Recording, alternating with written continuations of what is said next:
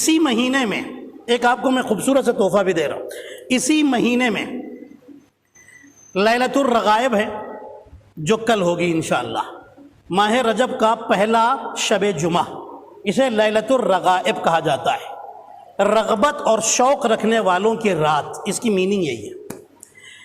اس میں اعمال ہیں، لیکن اس کا طریقہ یہ ہے کہ کل آپ دن میں روزہ رکھیں، مغرب عشاء کے درمیان میں جو نماز پڑھی جاتی ہے وہ آپ کو پڑھنی ہے انشاءاللہ. دعا ہے اس کو مانگیں انشاءاللہ. تسبیح ہیں کچھ 70 ٹائمز، اسے پڑھیں اور اللہ سے دعا مانگیں. جب انسان دنیا سے گزر جاتا ہے، انتقال ہو جاتا ہے، پہلا دن یا پہلی رات ہوتی ہے قبر کے اندر، تو ایک خوبصورت جوان قبر میں مدد کرنے آتا ہے. اس کے چہرے سے نور نکلتا ہے اور بدن سے خوشبو نکلتی ہے. تو انسان پوچھتا ہے کہ تو ہے کون؟ وہ جوان کہتا ہے میں تیری وہ نماز ہوں جو تو نے لیلۃ الرغائب میں پڑھی تھی، تیری مدد کرنے آیا.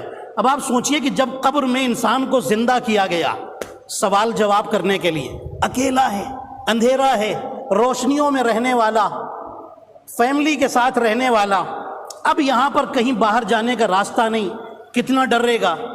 آپ سوچئے انسان رات میں اگر 3 بجے 3:30 بجے آنکھ کھل جائے، کبھی کبھی ایسا ہوتا ہے کہ انسان اپنے گھر میں اپنے روم سے باہر نکلتے ہوئے ڈرتا ہے جب اگر کوئی برا خواب دیکھ لے، برا سپنا دیکھ لے. ہوتا ہے کہ نہیں؟